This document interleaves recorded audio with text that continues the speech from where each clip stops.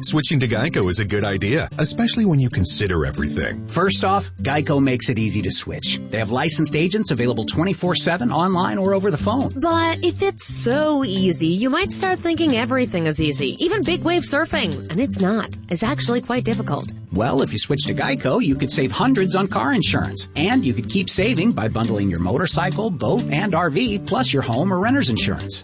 But saving money might lead you to make some questionable purchases, like a 20-foot feather boa. And do you know how hard it is to clean a 20-foot feather boa? Well, they do have an industry-leading mobile app you can use to pay your bill, file and manage a claim, or add a new driver. But when life gets a little easier, it makes you too confident. And you start calling everyone Ace. And you're better than that. Well, Geico has a 97% customer satisfaction rating and has been saving people money for 85 years. It's hard to beat that. But you're right. Switch to Geico. It's obviously a good idea. This is David Harding. Because of the importance of tonight's counter-spy case, following our dramatization, there will be a special message from the Vice President of the United States of interest to all Americans.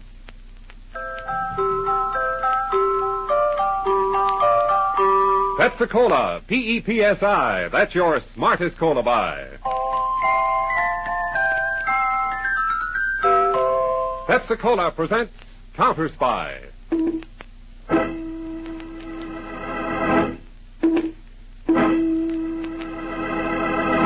Washington calling David Harding, Counter Spy. Washington calling David Harding, Counter Spy. Harding, counter-spy, calling Washington.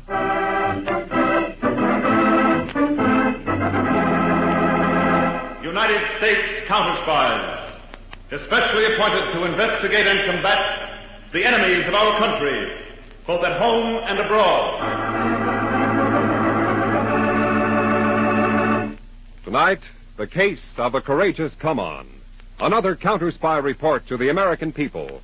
Brought to you each Tuesday and Thursday by Pepsi-Cola. Pepsi-Cola hits the spot, 2 full glasses, that's a lot. That's right, you heard what they said. 2 full glasses of sparkling Pepsi from one big 12-ounce bottle. You're getting an extra glassful. And what a delicious glassful. The most refreshing, delightful cola that ever tickled your taste. You can't top Pepsi's tangy flavor. And that big, big bottle saves you money. Goes twice as far. Pepsi's America's big, big favorite. And America's biggest cola value. So why take less when Pepsi's best? Whenever you reach for refreshment, remember, Why take less when Pepsi's best? And now to Counter Spy.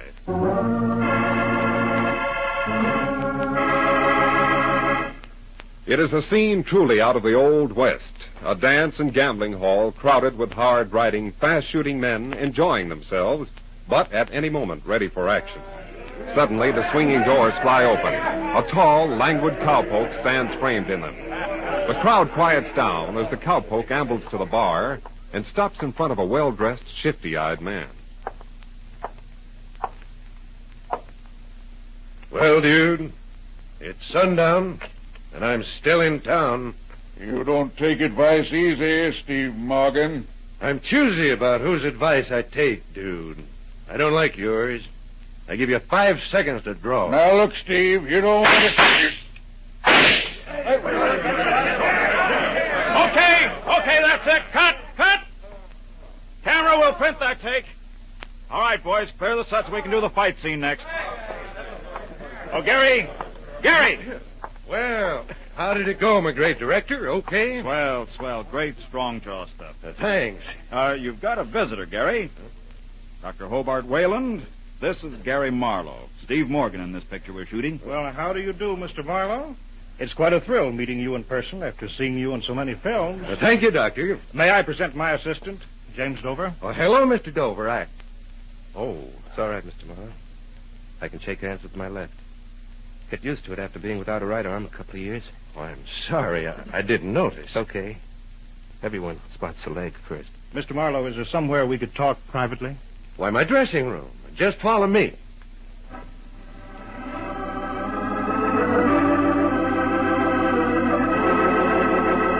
To get to the point, Mr. Marlowe, I'm heading the Institute for Disabled Workers, and we're embarking on a large fundraising campaign. Well, maybe I'd better save your time, Dr. Wayland. All my charitable contributions are handled by my business manager. We're not looking for charity, Mr. Marlowe. Jimmy? Why is it every time you guys see somebody without an arm or a leg, you think of tin cups and begging? Oh, I'm sorry. I thought... Sure, I know you thought we're looking for a handout. Charity, huh? Did you ever take any, Mr. Marlowe? It sticks in your craw.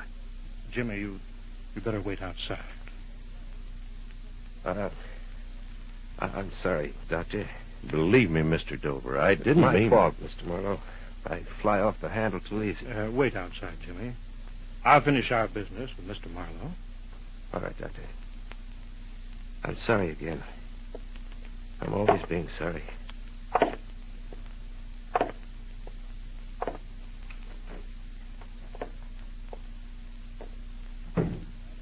Doctor, I didn't mean to hurt him. No one does. You see, Mr. Marlowe, that's what my institute is for. To educate the public to the abilities of disabled people. To accept a man, minus an arm and a leg like Jimmy, for instance, as a man, not a cripple. Dr. Wayland, any way I can help you, I will. Well, thank you, Mr. Marlowe. You can by contribution. Not of your money, but of your time. Yes? A month from now, we're holding a benefit in New York City. It's to raise money to set up a chain of industrial and liberal arts schools for the disabled. So they can become self-employed. A month from now, you said? Yes. And I'd like you, the famous Western film star, to be our master of ceremonies. We'll have a full program of stars and celebrities. Why, I think I can do it, Dr. Whalen. I'll have to clear it with my agent, my studio, but that should be simple. Splendid, Mr. Marlowe. Thanks for your cooperation. I'll have my secretary, Miss Vicky Brent, call you for a final confirmation. Good day, sir.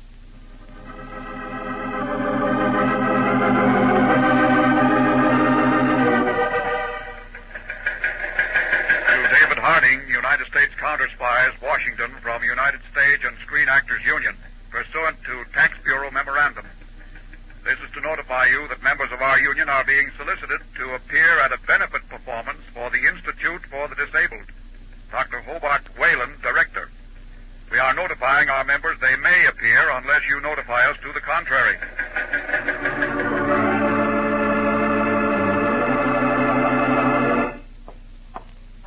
Harding, the telegram just came in for you. Let's see, Peters. Oh, yes. What's it all about? Oh, that's right. You were out of town on the Horn case when this memorandum was issued. I must have been. I don't know what it refers to. Charity benefit performances. The Tax Bureau has been having trouble with them. Oh? How?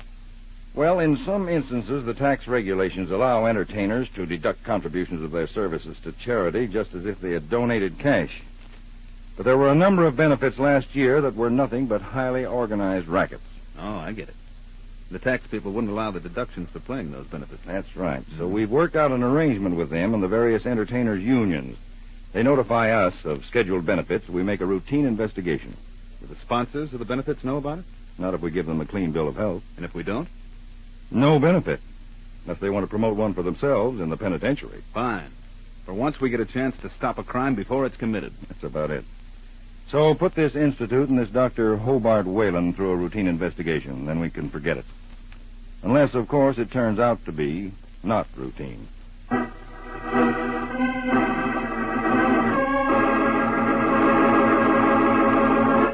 Yes, Mr. Marlowe? Well, this is Dr. Whalen's secretary. I'll give him your message just as soon as he gets back here to the office. And we'll see you in New York in a month. Goodbye. The great Gary Marlowe, Vicky? Yes, Jimmy. He says he'll MC the benefit performance. Wonderful. You're not very enthusiastic about it, are you, Jimmy? Sorry, Vicky, I've got the blues. Vicky, Jimmy, I have splendid news. What is it, Dr. Whalen? Well, I've just talked to the management of Coliseum Hall in New York by transcontinental phone. They're going to let us have the hall for our benefit for just expenses. They're giving up their usual profit. That's wonderful, Doctor. Isn't it, Jimmy? Yeah, great. Well, what's the matter? Jimmy's a little down in the dumps today. Oh? Doctor, it's just that I haven't been doing anything. Just hanging around, acting like a pitch to soften people up. I walk in, they took a look at me, and they go woozy. And, well, I can't stand the pity in their eyes when they see what the war did to me. I know how you feel, boy. That's why your job is the toughest of all. Yeah? Because you've got to stand that pity. The misplaced pity of a lot of well-meaning people. You've got to do that so we can break the ground and educate them to know that you don't need pity. We've got to show people that a boy like you is well able to take care of himself. Show them in a dramatic manner that they'll never forget. Maybe you're right, Doctor. Of course I am. Now, I just made train reservations to New York. You go down to the station, get those tickets. On the double. And don't tell me that you can't do that with one leg. I know you better. Okay, Dr. Whalen. Sorry. On a double. Now, Vicky, think I set the boy straight? No question about it. Funny thing is, every word I said was true. And you didn't mean a single one. The important thing is, he thinks I did. Yeah, he does. Now, what's the matter with you, Vicky? Him. Him? You falling for that half-man? Shut up. Now, wait a minute. I'm working this con game with you. That doesn't mean I have to like it. What brought on this sudden distaste? I just got a mental picture of Jimmy when he finds out that you and I are phonies. Really? Was he heartbroken? Why don't the you? tears were streaming down his face. Touching sight. Doc, what do you use for a heart? A pump composed of animal tissue like every other human being. Don't flatter yourself. All right, I'll change that. Like every other animal in the jungle you call civilization. Doc. The survival of the fittest. The strong eat the weak. I'm strong, Vicky. The kid's a sucker. In fact, he's a cripple. Doesn't change that. Simply makes him better bait to lure on the healthy suckers. Okay, Doc. No lectures. Whatever you say, Vicky. Just don't turn into a sucker yourself. It's a little late for me to change sides, I guess.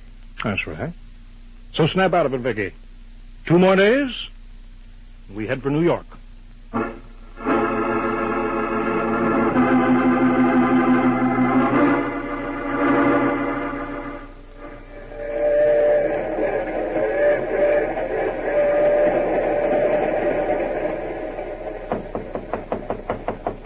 Who is it? Hey, Jimmy. Can I come in? Sure, Jimmy, sure. The door's not locked. Thought you'd be in the club car. Got my own club car. Right here in my own compartment. Oh. Oh, I see. Do you get train sick? Is that why? No, I just like a drink now and then. Nothing wrong with that, is there? Oh, of course not, Vicky. If you want me to go... Why should I want you to go? Sit down. Look at the scenery that goes by. I've just been talking to Dr. Whalen. Dr. Whalen. That calls for another drink. You want one? Vicky, don't you think you've had enough? I've had enough of something, but it's not this. Okay. What you looking at? The countryside. Oh, Makes me kind of ashamed of myself. you ashamed. Look at it, Vicky. Wide and rolling. Those wheat fields. Pretty in the sun, aren't they? So pretty. The doctor's right. The doctor? Oh, yes, Dr. Whalen. Vicky, I've decided something. This country's big enough for everything, everybody. The mountains we went through. The plains will be rolling over soon. There's room in it for every man, even a guy like me, a half... Sorry, Vicky. The doc told you that, huh? Yeah, but I added something of my own.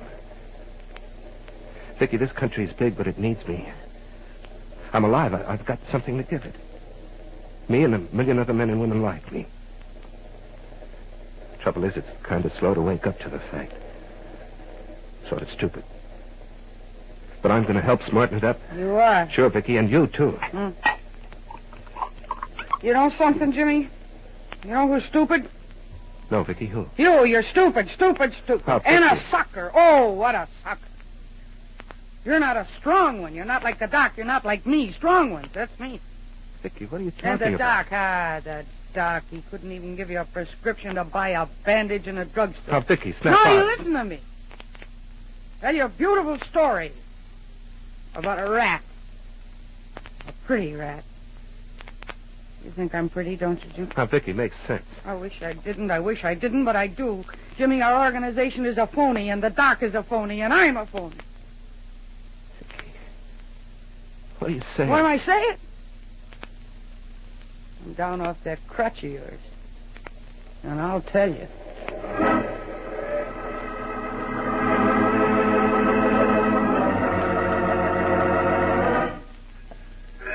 Operator, I'm in the railroad station. I only have 8 minutes. I don't know the number, but I've got to talk to Counter Spy headquarters in Washington, D.C. Mr. David Harding. Mr. Peters, call Mr. Harding right away. Mr. Peters, call Mr. Harding right away. This is Peters, Dave. Yes, Peters. Has anything come in on the investigation of that benefit for the disabled? No, Chief. You said it was just routine. Well, it's not routine anymore. Bring whatever you've got to my office. We've got to go to work. Fast.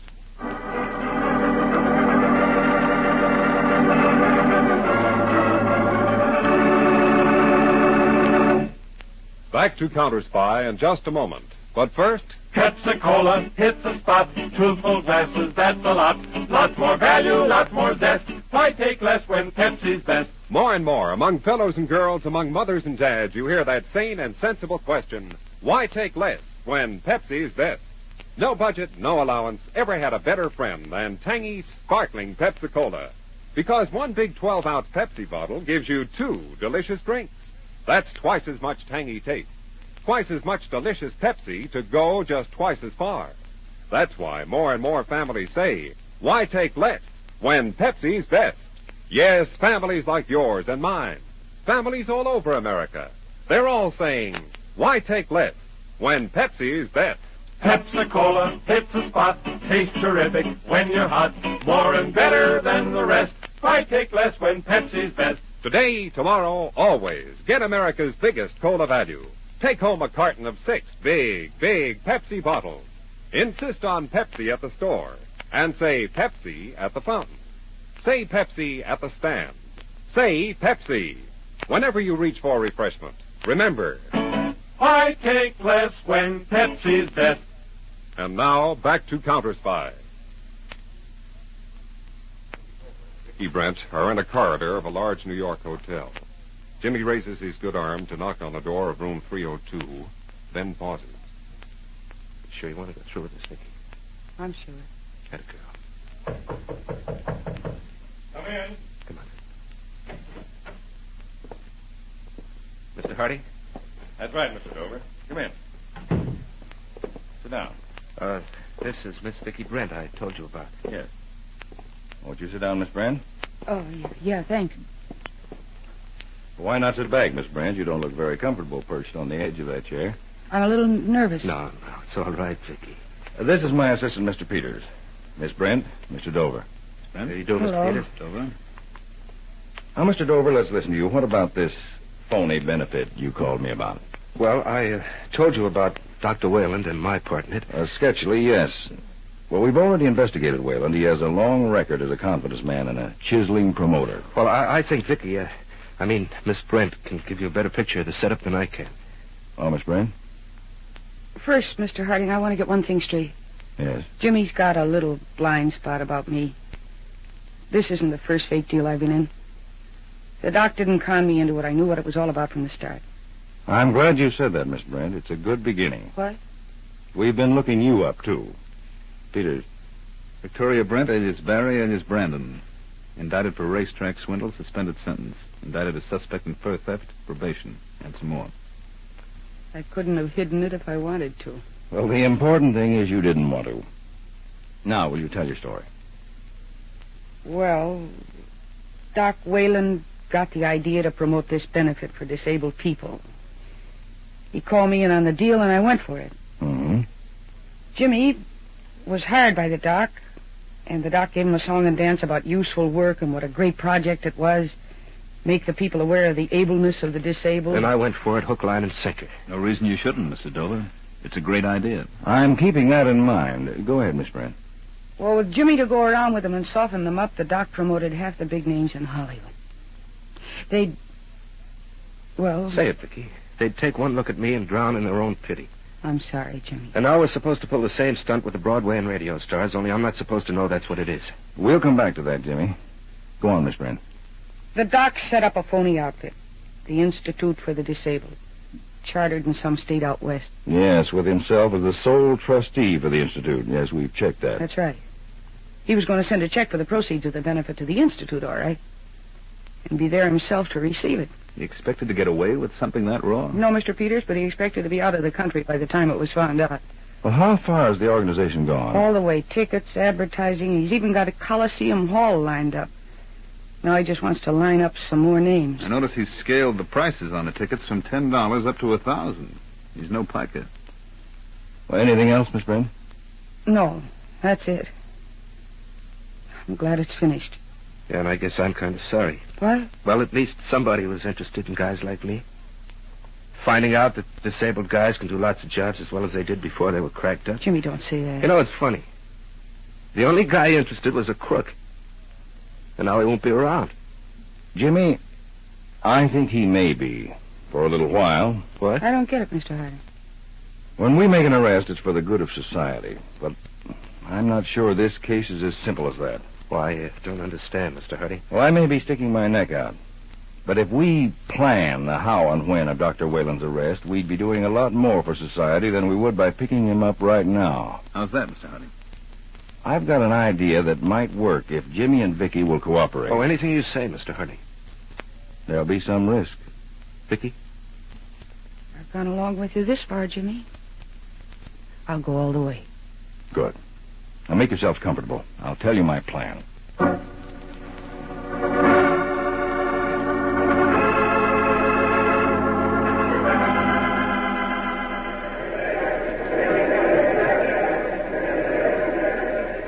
Gee, what a crowd, Jimmy. I never figured they'd turn out like this. The Coliseum's jammed. Yeah, but I'm wondering where's Dr. Whalen? He'll be here. You stop worrying. Well, Mr. Harding's been swell about this. I'd hate for him to get in a jam. So you don't think Doc Whalen's wise, do you? Jimmy, you don't think I tipped him? Oh, no. No, Vicky. I know you couldn't. What I think about you, well, a guy like me shouldn't. Jimmy? Mm-hmm. How do you know I couldn't cross you out? Tell me.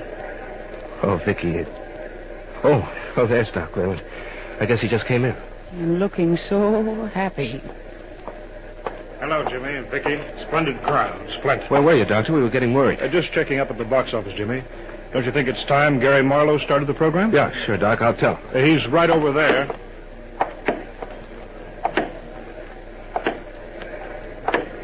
Say, Mr. Marlowe. Oh, yes, Jimmy? You want me to begin? Yeah, right away. Oh, and, Mr. Marlowe, don't forget that first guest. He'll be kind of a surprise for everybody. How could I forget him? Well, here I go. Good luck, Mr. Marlowe.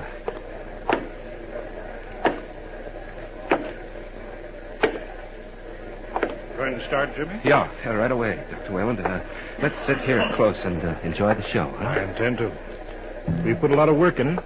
We've all put a lot of work in it, Doc.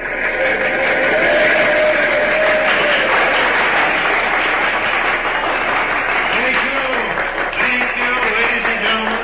Thank you. Before we begin the show, there's a special guest I'd like to introduce right now, as he has to leave shortly on urgent business. In fact, this gentleman is always on urgent business. Ladies and gentlemen, I'm proud to present the Chief of the United States Counter Spies, Mr. David Harding. Harding. Jimmy, how did this happen? Special guest, Dr. Whalen. I thought it was great we could get him. He doesn't make many public appearances. Oh, yes. Great. Thank you, Mr. Marlowe. Later on, I want to ask you about a trade secret. In those Western films of yours, how do you get 50 to 100 shots out of one 6-shooter revolver? The counter spies could use a trick like that.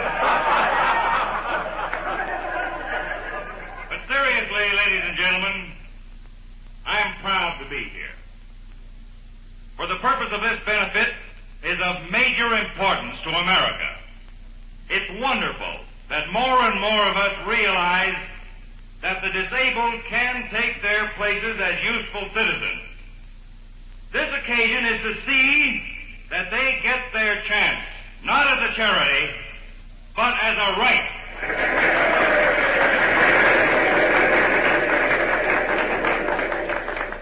And now, will the organizers of this great event come over here? Both of you. Dr. Hobart Whalen. Thank you, Mr. Harding. And Jimmy Dover.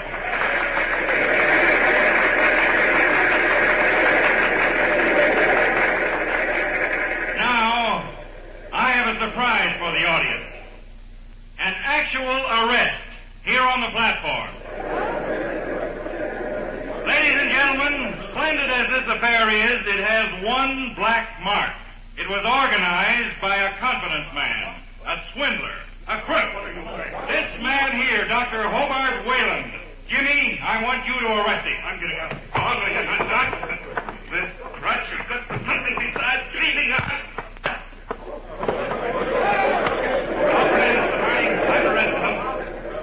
Pretty good for a supposedly disabled man, wasn't it?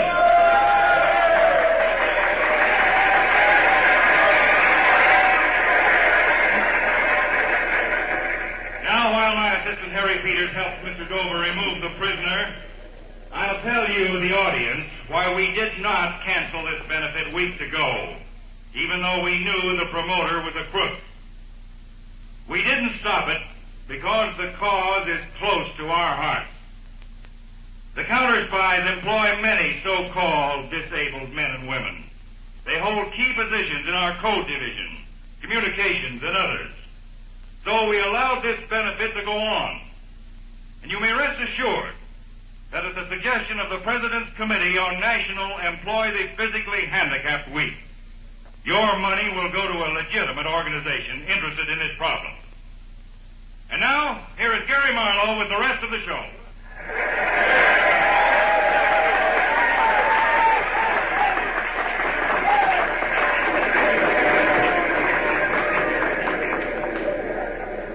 Golly, Mr. Harding, that was wonderful, wasn't it? It certainly was. How's Wayland? He's unhappy, Dave. 2 of our agents are taking him down to our field office to be booked. Well, then that winds up things, Jimmy. Except for me, Mr. Harding. Yeah.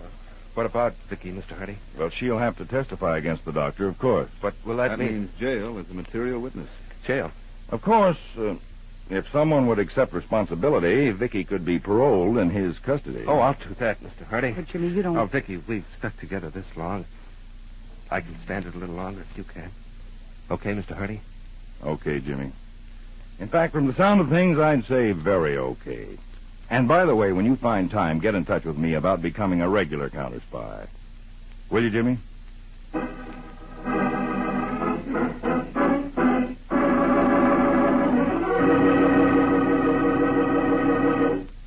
Ladies and gentlemen, it's an honor to present the following message, especially prepared for this counter spy broadcast, by the Honorable Alban W. Barkley, Vice President of the United States.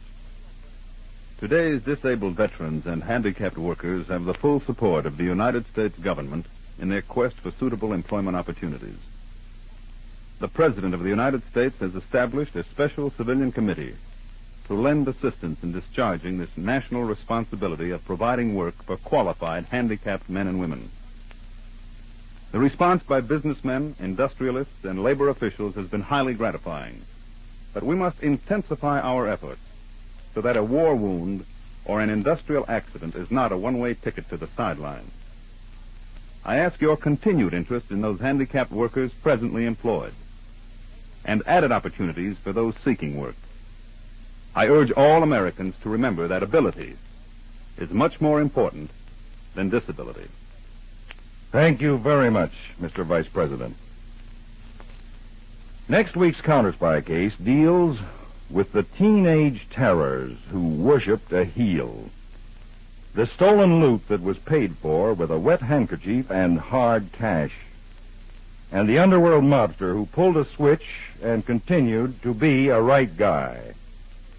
Be sure to tune in next Tuesday to the case of the Flatbush Fagin on Counter Spy. And remember, when your friends drop in, be generous, but be thrifty, too. Serve plenty of delicious Pepsi-Cola. Pepsi's big 12-ounce bottle gives you not just 1 sparkling glassful, but 2. Get a carton of 6 and serve 12 delicious drinks. Yes, Pepsi is America's biggest cola value. You get twice the tangy taste, twice the refreshment, twice the Pepsi. So why take less when Pepsi is best? Whenever you reach for refreshment, remember, Pepsi-Cola hits the spot. 2 full glasses, that's a lot. Lot more value, lot more zest. Why take less when Pepsi's best?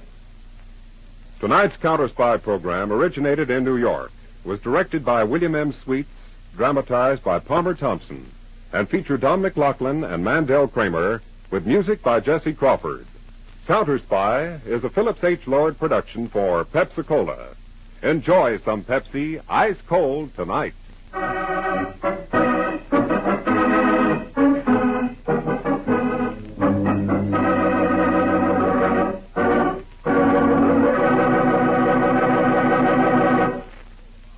Kids need wholesome snacks to fuel their active bodies and imaginations, like delicious soft-baked Cliff Kid Z-Bar. With energizing whole grains from organic oats and in flavors kids love, it's the perfect portable snack for blasting off to space on the swings at recess, or exploring the uncharted schoolyard with fellow adventurers. Grab a box of Cliff Kid Z-Bar snacks today, because imagination needs fuel. Learn more at cliffkid.com. Kids need wholesome snacks to fuel their active bodies and imaginations, like delicious soft-baked Cliff Kid Z-Bar. With energizing whole grains from organic oats and in flavors kids love, it's the perfect portable snack for blasting off to space on the swings at recess, or exploring the uncharted schoolyard with fellow adventurers.